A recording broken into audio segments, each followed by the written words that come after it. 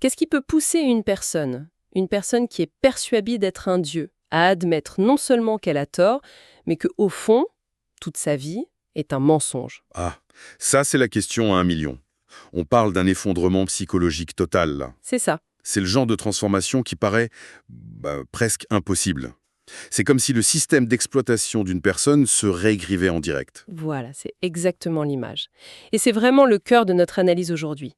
On a un texte qui décortique la figure du pharaon dans le passage biblique de la Paracha Vaïra, Oui, mais, et ça c'est important de le dire tout de suite, notre but n'est pas du tout de faire une exégèse religieuse. non, pas du tout. L'approche est différente. On va plutôt se servir de ce personnage comme d'une sorte de loupe pour explorer le parcours psychologique de quelqu'un qui voit ses certitudes les plus profondes voler en éclats. Et c'est ça qui est fascinant dans cette approche.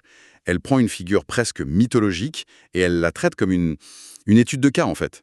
Le texte s'intéresse vraiment à la mécanique du remords. Oui, comment ça marche? Comment ça fonctionne?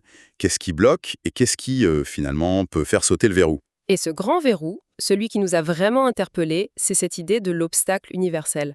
Le sentiment d'avoir toujours raison. C'est ça la clé. Absolument. Et c'est là que cette histoire, vieille de plusieurs millénaires, devient incroyablement moderne. Elle nous parle de la psychologie du changement, de notre capacité à nous auto-évaluer. Finalement, Pharaon, c'est juste un cas extrême. Un cas extrême de quelque chose qu'on connaît toutes et tous. Voilà, l'histoire c'est moins sur lui que sur le miroir qu'il nous tend, d'accord? Alors, pour bien comprendre la chute, il faut d'abord mesurer la hauteur. Partons de la mentalité de ce pharaon. Le texte insiste sur un point. Il n'a pas été élevé comme un humain, comme nous. Ah non, il a grandi avec une seule et unique certitude, il est un dieu. Ça semble dingue dit comme ça. Et c'est crucial de comprendre que ce n'est pas juste une posture, ce n'est pas de la propagande. L'analyse le dit très bien, c'est la prémisse fondamentale de sa vie. C'est le logiciel sur lequel tout son système est construit. Alors, essayons de nous mettre dans sa tête juste un instant. Si on est intimement persuadé d'être un dieu, comment ça change la façon dont on voit le monde au quotidien? Ben ça change tout, radicalement. La conséquence la plus directe, c'est que la notion de morale extérieure n'existe pas. La justice, le bien, le mal, ces concepts ne sont pas définis par une loi ou une philosophie, Ils sont définis par lui. par son désir. Exactement. Si Pharaon veut quelque chose, cette chose devient, par définition, juste et bonne. Il n'y a pas d'arbitre au-dessus de lui. Il est l'arbitre. Donc, le concept même d'avoir tort ne peut pas exister dans son cerveau. Avoir tort, c'est dévier d'une norme. Mais si c'est lui la norme, il ne peut pas dévier. C'est un système de pensée qui est complètement hermétique. Une forteresse mentale sans aucune fenêtre. Tout ce qui arrive est interprété à travers ce filtre unique. Je suis un dieu, donc ce qui se passe est une expression de ma volonté, ou un simple défi à son pouvoir. Voilà. Mais jamais, au grand jamais, une remise en question de sa nature. Attaquer une forteresse pareille, ça semble presque impossible. Comment une simple série de catastrophes, même des plaies terribles, peut suffire à ébranler une conviction aussi fondamentale? C'est une excellente question, parce que ça ne se fait pas d'un coup. Le texte suggère que ce n'est pas la souffrance en elle-même qui le fait plier au début. Ah non, hein? Non, c'est l'attaque contre la prémisse.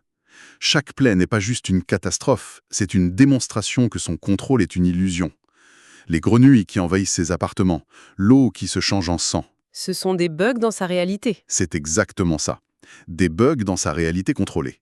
Pour la première fois, le monde ne répond plus à sa volonté. Et ça, pour un dieu autoproclamé, c'est un choc existentiel. Je vois. Ce n'est pas qu'il perd une bataille de pouvoir contre Moïse, c'est cette définition même de la réalité qui se fait hacker en direct. Précisément. L'image utilisée dans l'analyse est très forte. Ce choc ébranle les fondements de son existence. Imaginez qu'on découvre que les lois de la physique sont optionnelles. Le vertige. C'est ce niveau de vertige, la croyance fondamentale, le socle de toute sa vie. J'ai toujours raison parce que je suis un dieu. Eh ben, ce socle commence à se fissurer. Ok, donc sa forteresse mentale se fissure. Mais j'imagine que ça ne se passe pas en un claquement de doigts. Concrètement, qu'est-ce qui change en lui à ce moment-là? Qu'est-ce que cette fissure permet? Elle lui offre une capacité qu'il n'a jamais eue de sa vie, l'objectivité. Tant qu'il était enfermé dans sa certitude, il était jugé parti. Toute évaluation était impossible. Logique. Une fois que la fissure apparaît, il peut pour la toute première fois sortir de sa propre tête et se regarder ses actions comme un observateur extérieur le ferait. Il acquiert la capacité de se dire « Attends une minute. Et si mon action n'était pas par définition juste? Et si elle pouvait être jugée selon un autre critère ?» C'est la naissance du doute. C'est le prérequis absolu à tout changement, à tout remords. Sans cette capacité à se voir de l'extérieur, on ne peut que persister. C'est la condition sine qua non. Il passe d'une réalité où il est le centre de tout à une réalité où il existe des forces, des vérités extérieures à lui. Et ça, c'est terrifiant. Et cette fissure le mène à prononcer une phrase absolument clé que l'analyse met vraiment en avant. Après la plaie de la grêle, il convoque Moïse et il dit, c'est une citation de l'Exode, « J'ai péché cette fois ». Oui, mais il ajoute juste après « Moi et mon peuple sommes méchants ». Honnêtement, à la première lecture, j'ai cru qu'il se répétait, qu'il voulait juste insister. Mais l'analyse y voit une différence fondamentale. C'est le cœur de l'argument et c'est normal de le voir comme ça au début. On pourrait croire à une simple redondance. Mais il y a un monde entre ces deux phrases. D'accord. La première, « J'ai péché cette fois », c'est un remords spécifique, presque chirurgical. Il admet une erreur ponctuelle. C'est comme dire, « Ok, sur ce dossier, j'ai fait une erreur de calcul ». C'est corrigé à un symptôme. Voilà. Ce qui, pour un homme qui se prend pour un dieu, est déjà un pas de géant, on est d'accord. Oui, c'est énorme. Mais ça reste une correction qui préserve le système. Je peux admettre une erreur tactique sans remettre en question ma stratégie globale. Par contre, la seconde partie, moi et mon peuple sommes méchants, Là, c'est autre chose. c'est une bombe atomique. Ce n'est plus une prise de conscience sur un acte, c'est une prise de conscience sur une nature. Il ne dit plus « j'ai fait une erreur », il dit « je suis l'erreur ». Le problème n'est pas ce qu'il a fait, c'est ce qu'il est. Le texte dit que cette phrase montre que ses pensées remontent de nombreuses années en arrière. C'est ça qui change tout. Précisément. Comme le souligne l'analyse, avec cette deuxième phrase, Pharaon ne pense plus à la dernière plaie. Son esprit est en train de dézoomer à une vitesse folle. Ah oui. Pour la première fois, il envisage que ce n'est pas juste cette décision qui était mauvaise, mais que tout le système, toute sa lignée, toute la politique égyptienne envers les Hébreux depuis des centaines d'années soit fondamentalement corrompue. Waouh. Il ne regrette plus l'incident. Il commence à remettre en question la culture qui l'a produit. L'esclavage, les ordres cruels, la noyade des nouveau-nés. Tout ça lui revient en pleine face. Et ça lui revient non plus comme des actes de gouvernance, mais comme des manifestations d'une méchanceté fondamentale. C'est la différence entre dire « j'ai mal géré cette réunion » et réaliser « je suis peut-être un mauvais manager ». C'est une excellente comparaison. Le premier est une correction de trajectoire, le second, une remise en question de son identité. Exactement. Le premier remords s'attaque aux symptômes. Le second s'attaque à la racine de la maladie. Et c'est infiniment plus douloureux, parce que ça veut dire que la solution n'est pas un simple ajustement. La solution, c'est une transformation complète. Il réalise que le problème n'est pas une erreur dans le système, mais le système lui-même. Bon, tout ça est fascinant pour comprendre ce personnage. Mais quel est le lien avec nous? Je doute que beaucoup de gens qui nous écoutent se considèrent comme des dieux. Et c'est là que l'analyse fait un saut, qui est, je trouve, le plus pertinent.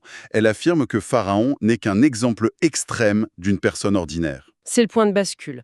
L'histoire de Pharaon devient une métaphore pour un mécanisme psychologique universel. Cet obstacle, ce sentiment de « j'ai toujours raison », on le porte tous en nous, à des degrés divers bien sûr. On n'a pas besoin de se croire un dieu pour être prisonnière de sa propre justesse, pas du tout. Pensez à une simple dispute de couple, sur qui devait sortir les poubelles par exemple. Personne ne se dit « je suis un dieu », mais on pense « mon système est logique. Le bac était plein, j'ai fait la vaisselle hier, donc c'était à l'autre de le faire. » On ne défend pas tant l'action que la justesse de son système de pensée. C'est ça. On protège la prémisse qu'au fond, notre manière de voir les choses est la bonne, la plus juste. Le mécanisme de Pharaon est le même, mais à une échelle cosmique. Je vois. On défend notre constitution personnelle.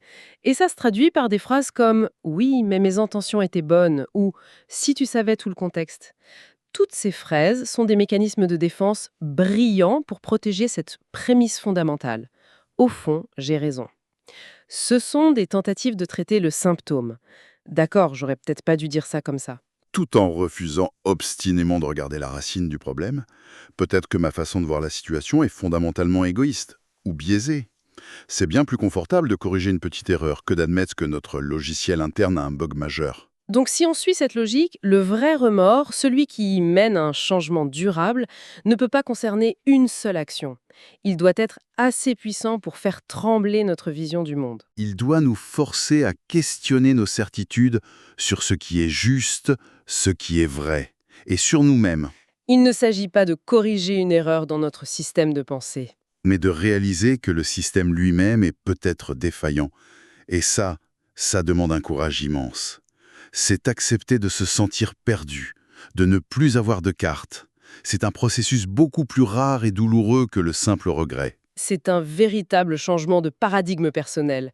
C'est la différence entre mettre à jour une application et changer complètement de système d'exploitation. Voilà. Et l'histoire de Pharaon lue à travers ce prisme nous montre la violence et la magnitude de ce que représente un véritable changement de système d'exploitation. C'est un crash total avant une possible réinstallation. Si on récapitule le chemin parcouru, c'est assez vertigineux. On est parti de la certitude absolue de Pharaon, cet état quasi divin où l'idée même d'avoir tort est impensable. Puis on a vu comment une force extérieure a créé une fissure dans cette forteresse. Pas en la détruisant d'un coup, mais en introduisant le doute, en montrant que sa réalité n'était pas la seule. Et cette fissure a permis la distinction cruciale que met en avant le texte, entre deux types de remords. D'un côté, le regret du symptôme, le fameux « j'ai péché cette fois », une erreur isolée, gérable, et de l'autre, la prise de conscience de la maladie systémique. Moi et mon peuple sommes méchants. Une reconnaissance que le problème est bien plus profond, ancré dans l'identité même. Le premier permet de continuer presque comme avant, avec un petit pansement. Le second exige de tout reconstruire. Et c'est en ça que cette analyse est une grille de lecture si puissante pour comprendre la résistance au changement. Chez les autres, mais surtout chez nous. La question n'est pas de savoir si on a eu tort sur un point précis. Ça, on peut souvent l'admettre. Oui, La question bien plus déstabilisante, c'est d'accepter la simple possibilité d'avoir tort sur le fond. D'accepter que notre carte du monde, si confortable, soit peut-être tout simplement fausse. c'est une pensée qui donne le vertige, en effet. Et ça nous laisse avec une interrogation à méditer, qui est directement inspirée par la fin du texte. Elle est simple en apparence, mais redoutable. Dans quel domaine de notre vie on se retrouve à corriger le même problème encore et encore, à traiter le même symptôme de façon répétée?